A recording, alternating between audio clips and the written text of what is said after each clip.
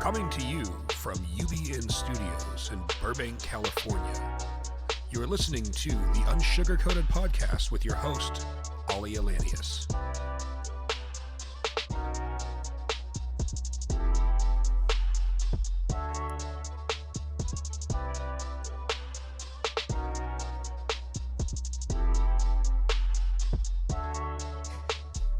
All right, everybody. Hello, this is Aalia and Namer, your host, founder of Unsugarcoated Media.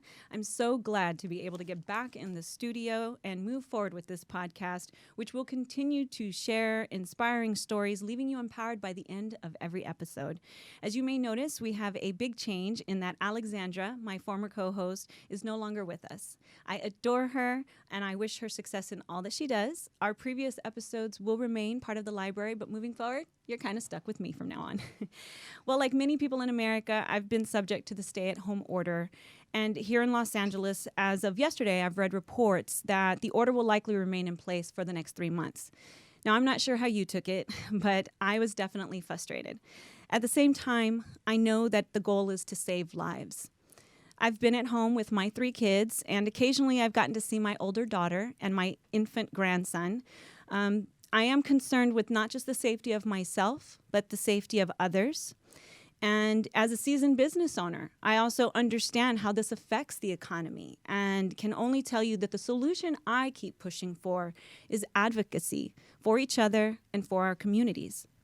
When I think about what Unsugarcoated represents, I want to share with you that it has always been meant to be a brand and a message that is rooted in authenticity and honesty.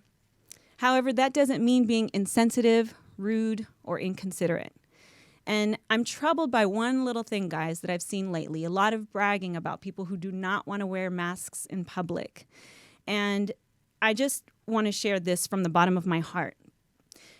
I am a mother, a grandmother, and a cancer survivor, and a person who lives with not one, but 2 autoimmune diseases. And I can understand someone not wanting to wear a mask, but I don't understand why you would brag or feel that that's something you should be happy about doing, because I'm a vulnerable. Meaning, that I don't know what my experience with coronavirus would look like, but I can tell you I'm trying to do all that I can within my power to avoid getting it or spreading it to somebody that I love. And I can tell you that I've already been at a point in my life where I've sat in a hospital bed fighting for my life, hoping to see my kids grow up, and I'm glad that I'm here now, and I'd like it to remain that way. I have a feeling that to some, this coronavirus is the great equalizer, and by that, because of my frailty, I might be considered collateral damage, the weakest link, Darwin, whatever coming, through that only the strong survive. I need you to look at me as a human being, and I need you to realize that I deserve your consideration, just like you deserve mine. This is me being unsugarcoated. If you need my help, I won't turn to you and ask your age, your color, your religion, your financial status, etc. I would help you simply because you need it. And I ask today that even if you don't believe that coronavirus is real, believe this. People like me have fought to be here, and we are still fighting. And with your help, which we need right now, it is critical to save lives. And I must ask you, what is the harm in that? Why is going against that something you should be proud of? Lastly, don't view me as expendable or anyone like me, because I've still got a lot left in me to give society, to my community, and I know you do too. So I'd really appreciate the opportunity to do so. So on that note, I'm going to actually introduce to you a man who is very well familiar with culture, and he's such an incredible person. He's responsible for launching 1,000 careers, including some of the most well-known people in society. A man who has his finger on the pulse of culture, and I can't wait to introduce him. Ladies and gentlemen, Mr. Larry Namer, an entertainment veteran with close to 50 years of professional experience in cable television, live events, and new Media, is the co-founder of E17 Television, a company now valued at over $4 billion and the creator of several success companies in the United States and overseas. Today, he is focused on China and is a founding partner of Metin Global Entertainment Group, a venture created to develop and distribute entertainment content and media specifically for Chinese-speaking audiences in China and abroad.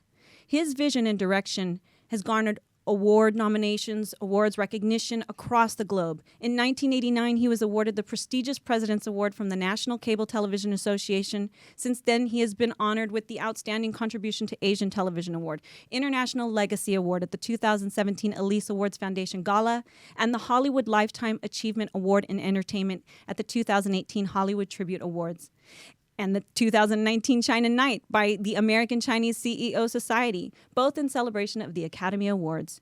He's also been awarded the Tribeca Disruptor Award at the Nova Summit held at the United Nations in July 2019.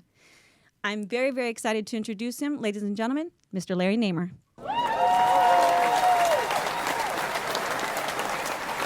Hi, Larry. Thank you so much for being with us today. How are you? Hi. That was quite an introduction. I didn't realize I'd done that much, but yeah. I know. I hear that a lot when I read the intros. They're like, wow, when you put it like that. But I think you're used to it. You've done a lot. You've been around, and you continue to, which is the thing I want to talk to you about too. But starting off, I'd like to just share with the audience, I had the amazing opportunity to briefly meet you at an event a couple years ago. We have a picture from that night. You have definitely influenced culture. And, people know your title, but I'm delighted to share that you don't come from some pretty, you have a very inspiring story on how you got involved in media in the first place. So if you could share that, I'd really love to hear it firsthand. Sure. I grew up in Brooklyn, New York. Family, immigrant stock, and mother's roots are in Russia and father's roots are in Turkey. And, my father drove a Pepsi Cola truck and my mother worked for the Department of Social Services in New York. And, nobody in the family had ever gone to college before, but my father decided that I'm going to be the first one, whether I liked it or not. And, worked 2 jobs in order to, put me through and do all of that. But then interesting, when I got out, I graduated with a degree in economics, and I was thinking, to kind of follow my parents' route, which, they wanted me to get a civil service job so I can have security and get a pension and right. that. And, they wanted me to teach, but the city of New York cut the budget for teachers. And so I just took what I thought was going to be a mindless temporary job with a company called Sterling Manhattan Cable TV, which is one of the first big city cable systems ever built in the world, as a matter of fact. And I just wanted to do something mindless until I kind of figured out my life. And so I took a job as an assistant splicer in the sewers of New York. So every day my job was I would go below the streets of New York and work with the real splicer, and we would put cables together and stuff like that. But then Time Incorporated bought the company. And Time Incorporated was basically a publishing company, magazines and books and that stuff.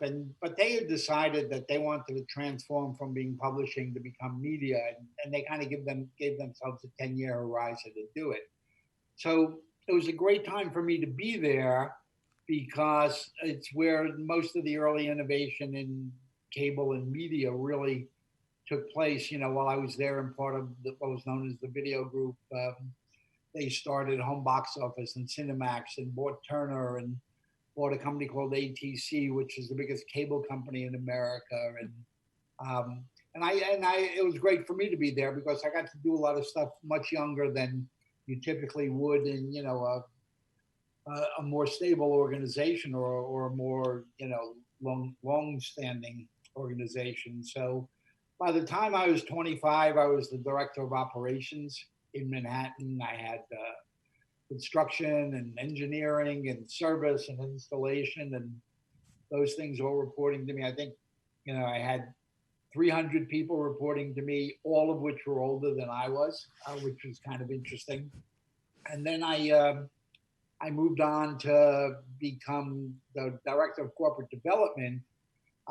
And my job then was real interesting because it was finding new uses of cable television other than just providing more programming. So, we were doing data communications and remote medical diagnostics and all that kind of stuff, pre-internet, way before the internet really took place and stuff like that. And I built that up. And then what happened was big cities began to realize that they wanted to have cable systems in their cities, but they didn't want to put them on telephone poles. They want them all to go underground.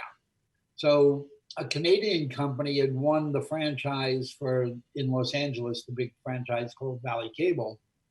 And they needed someone who knew how to build underground. Well, here I was 30 years old, and I built the only real underground cable system in America at that point. So I ended up getting hired by them to be the vice president general manager, and the highest thing you could be. And I came out to LA, and they gave me some papers from the bank so that I could access money, and they gave me a franchise document from the city of LA, and they said, "Here you go, build us a cable system," which I did. And, it was called Valley Cable, and we won Emmy Awards and Ace Awards, and we were named the national model for cable TV programming by Forbes magazine. And that's really where I got, the bug for programming. It was the first time I have had programming and finance report to me. Mm-hmm. And so that's where I got it. And then the company I worked for decided to sell and move back to Canada. And I just said I didn't move from LA, New York to LA to go to Toronto. So right. I kind of like the weather out here. And so I stayed. My friend Alan Marufka and I just kept playing around with ideas, and we came up with the idea for E, which originally we called Movie Time. Then when we expanded beyond just films into all forms of pop culture, we changed the name to E. And we wrote a plan, and people looked at it and said, it's a good idea, but you're not Ted Turner, you're not Rupert Murdoch.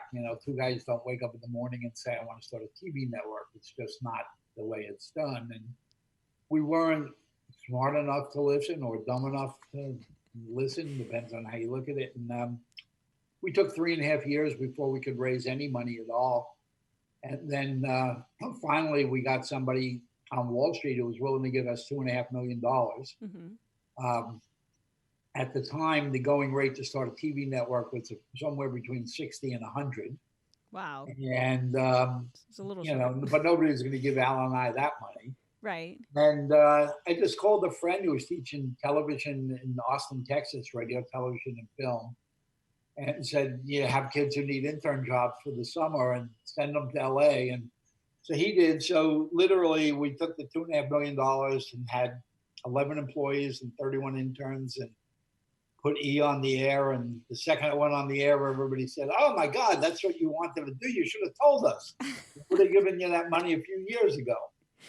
So we were took a long time to become an overnight success.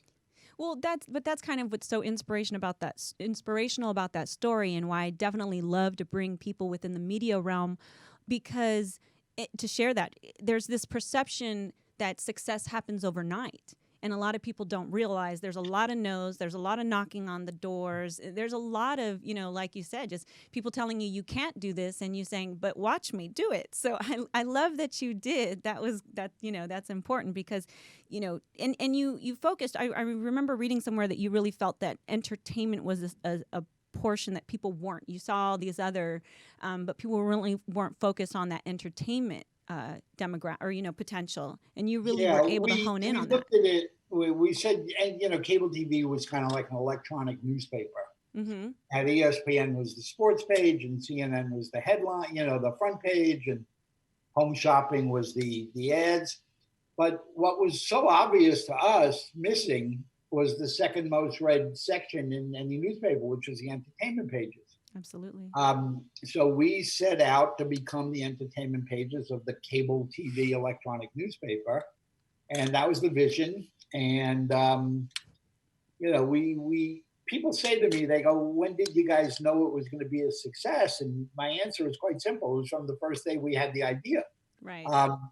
We just couldn't imagine that it wouldn't be successful. I mean, here you have, the entertainment pages of the electronic newspaper.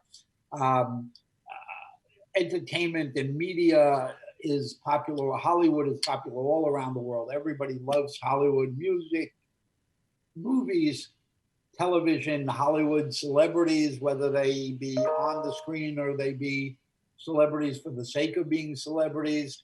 And they love gossip. Yes. And so we just knew we were onto something big, and that's why we never gave up. And it was hard at times, but we just stuck with it. And then we became an instant success, and the company grew. We were the fastest growing cable system in the first year we launched. We went beyond the U.S. We were in 14 different countries in year one, which was unheard of and unthinkable. And then now the company's in almost 140 countries, and it's clearly everybody uses the term influencers now. Right. Well, there's no bigger influence in pop culture than he. I mean, I agree 1,000%. It dictates it all over the world. So entertainment is maybe considered the fun part of media to some. Do you feel that people downplay that influence on society through entertainment figures, even like yourself?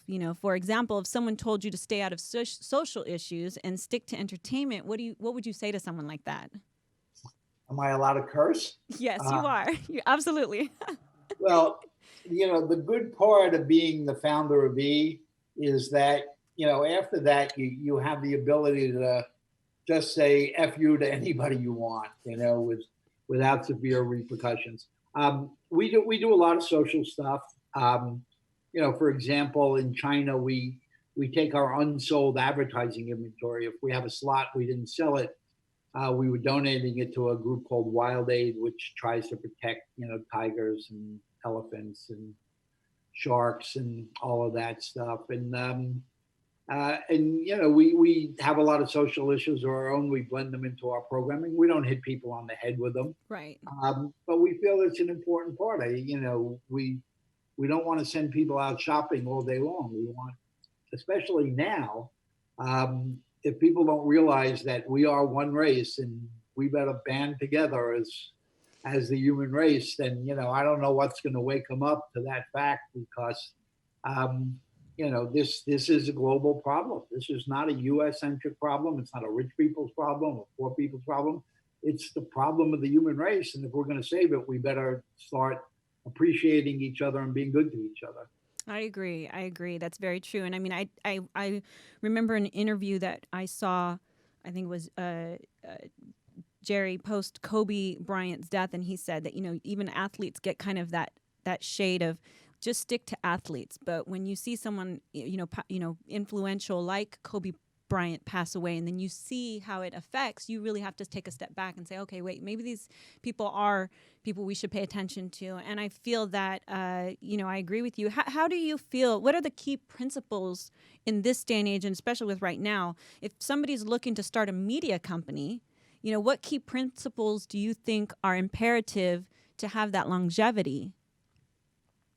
Well, number one, you gotta pick your spot. I mean, there's with the internet coming along, I mean, it's become very easy for anybody and everybody to create content. Doesn't mean anybody's going to watch it. So you really have to focus on what makes your stuff different. What platform should you put it on? How do you reach the potential audience? Is there an economic justification for creating that's going to allow you to sustain? Most people start stuff with good ideas, and then they realize that they got to eat and pay the rent and do all of that. They abandon things way earlier than they should. But, life takes over and stuff like that. So, there's so many unbelievable content efforts that are out there now. People say to me, oh, Larry, TV is dead. And I'm going, first of all, I don't make TV. I make stories. Mm-hmm. And quite honestly, you want to watch it on your iPhone, be my guest. You want to watch it on your 65-inch TV, be my guest. I don't care what screen you watch it on. I don't care whether you get it from your cable company or from, the internet. It's a story. Mm-hmm. We tell stories and that's it. And quite honestly, I'm amazed at the quality of stuff that's available now. So is it dead? No. As a matter of fact, I don't think it's ever been better. I I mean, agree. I cannot watch all the good things that are on now.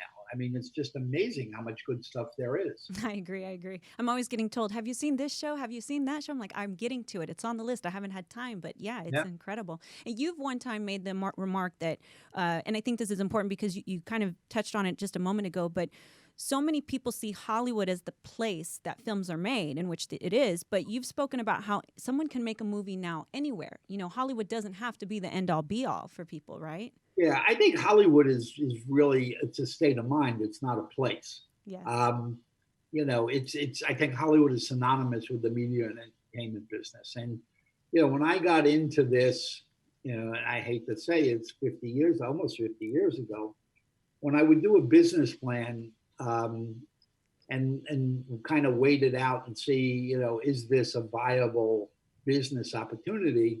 Um, you would weight those plans 95% US and 5% the rest of the world. Mm-hmm.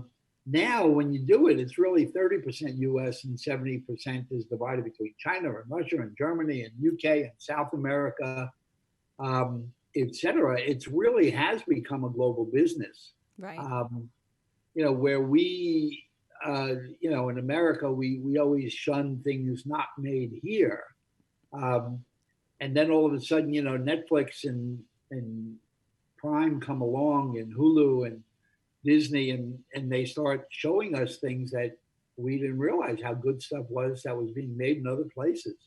I mean, now there's amazing children's programming coming out of Turkey, cartoons for kids. And you look at the TV show that came out of Israel called Fauda, which is amazing.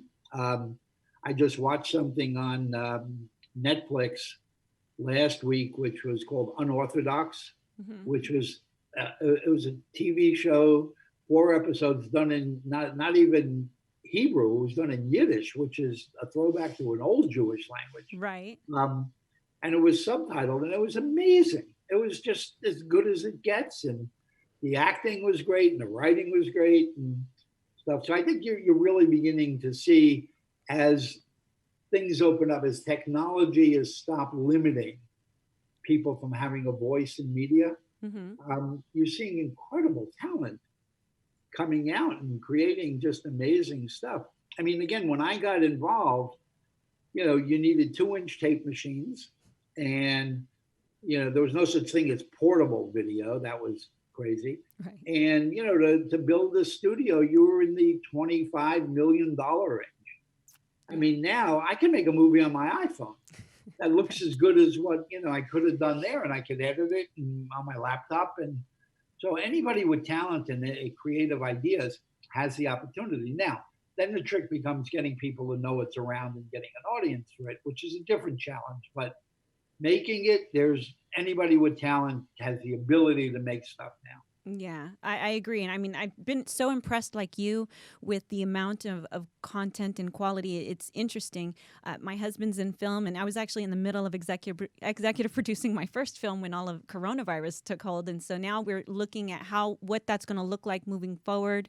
But I'm definitely taking the lead and listening to some of the higher ups like yourselves who understand the process and say, this is what we should do. These are the guidelines we should put in place to protect and preserve. But I do also agree with you. I mean, look, entertainment has been around for a long time. It's not going anywhere. Like the one thing, even when this happened, my husband was, like entertainment, like every industry will take a hit and we'll have to figure out how to navigate that. But entertaining people, we can go to Rome and look at the Colosseum, right? And we know that there's always been this need to give something, to our audience, to an audience. You actually mentioned Cannes in one of your the things I researched on you as being one of your favorite places or destinations. Obviously, we would be in Cannes right now, possibly. I don't know if you would be. I know I'm in Cannes every year. How does this make you feel, knowing that we've had to put something like Cannes on hold, and how do you feel that that's going to affect at least the next year of the film industry? Yeah, well, you're not going to see the big film festivals or the big markets, that we're used to, whether it be MIPCOM for TV or the Cannes Film Festival. I mean, those things are not going to happen for at least a year, if at all they come back. But with when one thing goes out, something new comes in. I think everybody now is, become very tech savvy. I mean, Zoom meetings, Microsoft Team, they're allowing, you still to have, while it's different, a level of interaction with your peers, and buyers and sellers get together over internet, meetings and stuff like that. So the business will go on. I mean, like you say, entertainment has been around, and as a matter of fact, when there's times of trouble, it tends to flourish. It may not be people flocking to movie theaters, but if you look at Netflix and Hulu and Prime and Disney, and you look at their viewership, it's up tremendously. Oh, right. Look what happened with Trolls, right? I mean, Yeah. So is it going to be different? Yes. Is it going to be better or worse? No. It's just going to be different. Right. I think that largely depends on us. Wouldn't you agree? Yeah, and unfortunately, most people, their first reaction is to resist change.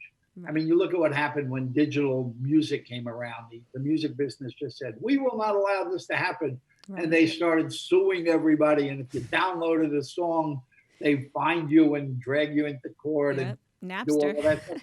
And then they realized that there's no way that you're going to control this, and what you really need to do is embrace it and figure out how to reinvent your business. Go along with the change as opposed to oppose the change. And it's the same thing in film, entertainment, and television and stuff. A lot of people would always say to me, they go, "Oh, Larry, you work in television. We're filmmakers, and like filmmakers were up here and TV was here and internet content was there." And now everybody has realized that it's really about the viewers and the quality of the content, and this whole business that you're a filmmaker is just absurd. You're a storyteller. Right. I totally. You talked about the China part, and you seem to be a person about diversity, and I love that, Larry. I am a person with a multicultural background, and I seek to show people in the content that I create. I want to showcase that for not just myself, but for others. You seem to have this same objective. Can you share with me what has inspired you to really push that? Sure. Again, when I got involved in the cable business, there were 3 TV networks. ABC, NBC, CBS. And there was 3 big corporations controlled all the voices in media. And, if you didn't appeal to them, you never got to have people hear your voice. And one of the things that intrigued me about cable, particularly cable at the local level, was that it was enabling smaller and smaller groups to have a voice in media. And then all of a sudden, instead of the news being on at just 11 o'clock at night or 6 o'clock at night, news is 24 hours a day, and sports, and literally every niche that was out there was beginning to find their voice, and with cable networks. And then the internet came along, and you were able to divide that even smaller. You could have a website for people who crochet, and while it wouldn't support a TV network, the technology changed so much, you could have this viable web content business on almost any subject that's out there. And, so I looked at it as this great equalizer, that it was, rich, poor, whatever. Now, like I say, if you got a cell phone, you can make a movie. Mm-hmm. So for me, it goes back. There was a guy that I worked with in Manhattan who I still can, unfortunately, he's not with us anymore, a guy named Bob Mariano, who I consider the godfather of public access television. And, the mandate in Manhattan was that we had to have channels that were available to the public. And we, as a cable company, were not allowed to import our editorial voice over those channels. Now, sometimes some nasty stuff got on there, but it really didn't make a difference because anybody who wanted to get in front of other people had the opportunity to do it. If they got an audience, great, they continued. And if they didn't, they disappeared. But so I've really, really been a proponent of, technology, not just television, but technology providing voice to people who never had voice before. Right. I mean, and so you've definitely focused a lot more recently in China. And you actually, you have a film as well, Empress, that you've been working on. What is that about? I started doing a lot of stuff in China. I was doing stuff in Russia.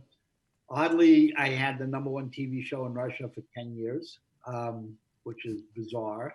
Um, but then I decided China was a bigger challenge, so I decided to go there.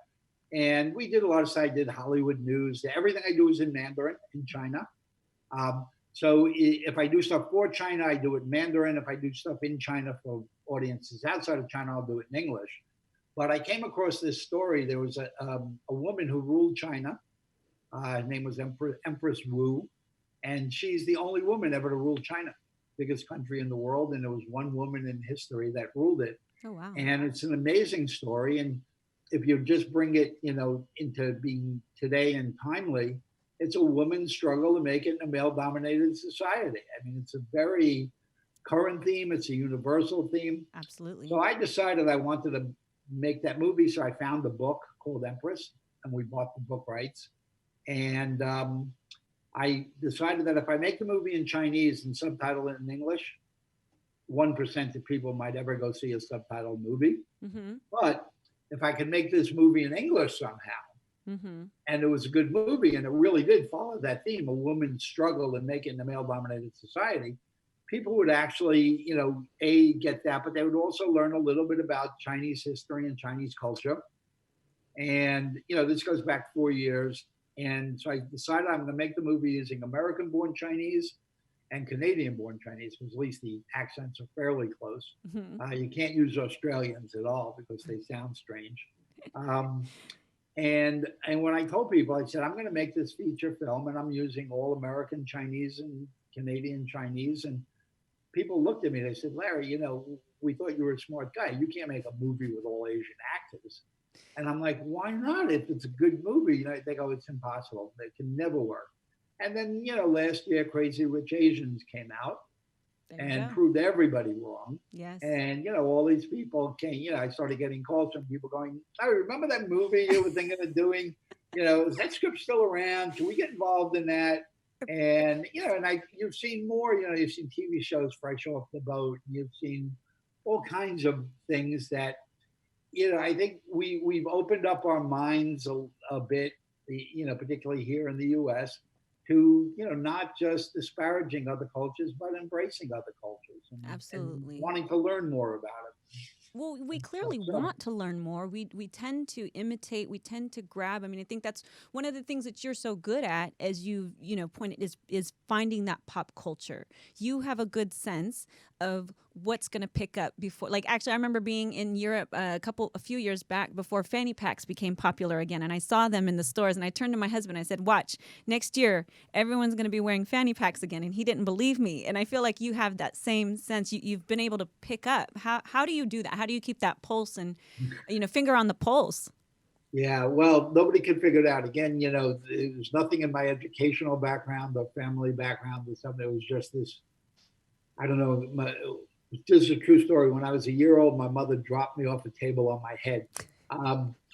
Most people think that must be it, because just for whatever reason, the mind works a little differently, and I see things differently than a lot of other people. Well, I think that's phenomenal. I actually, when my husband and I, my husband had our first child together. I'm remarried, and his first child came along 3 years ago with my youngest daughter now that I'm dealing at home with, and I said to him, he said, "What book should I read?" And just jokingly, because you said that, I said, "Just look, no, you don't need to read a book. Just don't drop her on her head. That's the one rule you have for being a parent. Don't drop her." But I'm glad to know that it worked out for you, Larry. Yeah, and I broke my arm, but I didn't crack my head. Oh, my goodness. But I just have this ability to go places. I'm unbelievably curious, and I really do embrace diversity. I mean, I love. I don't want people to be all alike. I think as a human race, no matter where you go, 85-90% of people are the same.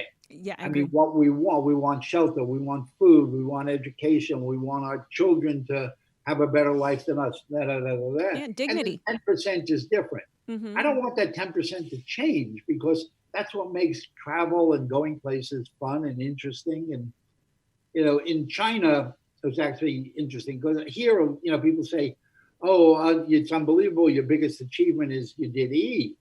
And, again, not to say anything bad about E, but it's to Alan and I, it was unbelievably obvious that, we go, well, what did we do? We figured out that people like gossip. Not exactly rocket science. But in China, I actually wrote a story called Return to the Village of Good Fortune, which was actually a look at Chinese, modern China. It's what happens when you have incredible economic growth in a short period of time and people's social skills don't grow as quickly as their bank account. Right. And so I wrote this story, and it the first time they ever accepted an American, to write a story for, Chinese TV, and the number one TV channel. It was called CCTV8, which reached 1.1 billion people.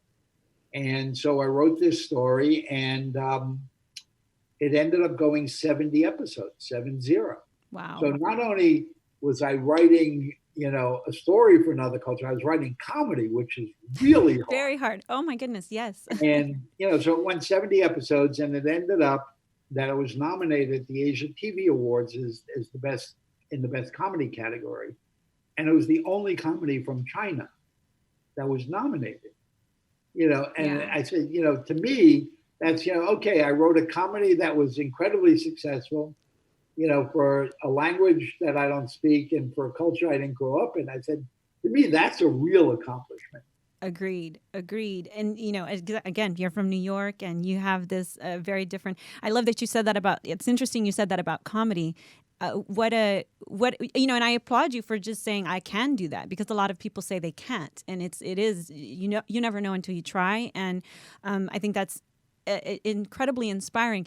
Also, on the whole, when you deal with subtitles, it's interesting that you said that, because the other night I was watching a series with my husband on Netflix.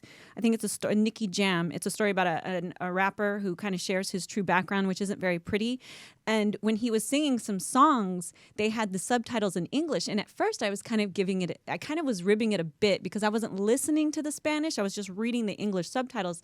And then I said, well, those lyrics are kind of funny.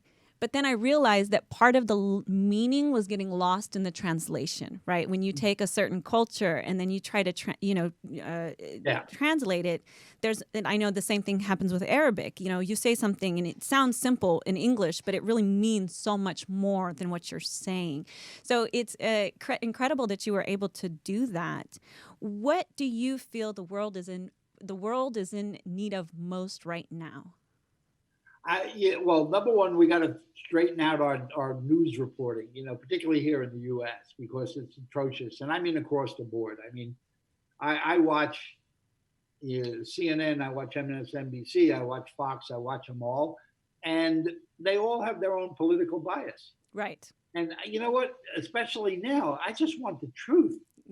Amen. I mean, because literally our lives depend on getting the real story. Amen. And you're not finding it here, and I think a lot of it, the fake news stuff and people believing these conspiracies and all this stuff goes back to a much bigger problem we have here, and I think we need to upgrade the education efforts in the U.S. so that we do a better job of bringing people along.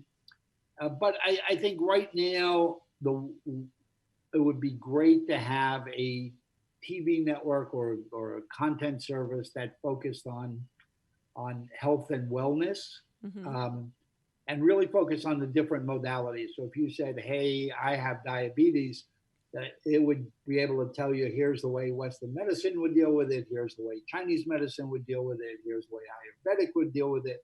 So that basically you could take problems and give people what the alternatives are, and then let them decide what best fits into their lifestyle. I kind of got going in China. There's some staggering numbers. They estimate there's 100 million people with diabetes in China, and 50 million of those don't know they have it. And I'm going, it's just beyond imagination that in this day and age, with the kind of technologies we have, that we can't begin work to solve those kind of problems. Yeah. Yeah, I mean, and I do think that we do them together. I'm in agreement with you. Everything that I've ever done with Unsugarcoated, the brand itself is meant to be very unbiased and very humanitarian focused. It's not about this, that. It's not us. It's not them. It's not we. I mean, it really is we together, actually, not a they versus another party. And I feel that that's become extremely dangerous. So it is really refreshing to hear you say that that's the call to action you expect, and that you look for within the people who carry on what you're doing too, not that you're going anywhere anytime soon, but I mean, like, in general, just knowing that. I appreciate that so much. I feel like, it's interesting doing this via Zoom. I would have loved to have had you come in the studio and do this, but one day we'll put that on hold and we'll have to come back to do that at a later time. I have a couple quick questions for you as part of a rapid fire that I do at the end. They're very, very simple. Really quick, what's your favorite recent motion picture? I don't know. Yeah, the latest Star Wars, I would guess. I like Masters of the Universe. I like that series. I like the Star Wars. Yeah, my husband actually had me watch the entire thing again. We went through it from beginning to end as far as our coronavirus entertainment. Favorite food to cook? Because I know you're a bit of a foodie. I am a foodie, and I am a fanatic chef or cook or stuff. I think the most fun for me to cook is Chinese. I could cook anything, literally, but I think Chinese is the one when I have guests that most astounds people, that I could actually cook Chinese as good as any Chinese person. I love that. I love cooking. I've been doing quite a bit of cooking lately, by the way. Just regardless, I tend to cook as much as I can for my family, but I definitely had to brush off the cookbook and go back to some of my old recipes, and it's been fun. I love it. We'll have to later on have to get together and we'll swap recipes. Dark chocolate or milk chocolate? Milk. Hershey's. I'm a Hershey's guy. You're a Hershey's guy. That's great. I love it. Well, listen, Larry, I really appreciate your time and coming on and sharing a bit of your story for the audience. I know that we've only had the opportunity to meet each other briefly, but I think that it is incredibly powerful to hear. You remind me a bit. I mentioned him, I know, in my email, and I bring him up because I love him dearly. Michael Yuslin is just an incredible being, an incredible friend. He had supported me with my last EmpowerCon event, and he had said the same thing. After he came up with this $1 billion franchise idea, and everything ended up being a success. Of course, all the people that had told him no came back and said, "I knew it was a great start or a great idea from the beginning." Yeah. So I love that you say that. It's very interesting that you guys have that common similarity. And I hope people in the audience will listen to it and take that advice to never give up. So with that, I appreciate your time and effort. We'll look to have you back on in the future. Great. Thank you. Thank you so much, Larry. Take care. Everybody here, thank you so much for your time. Thank you so much for listening or tuning in. I have more to come. We have more stories. Don't forget to comment, subscribe, and rate if you can on the podcast. We'll see you next time, and thank you so much for letting me be Unsugarcoated.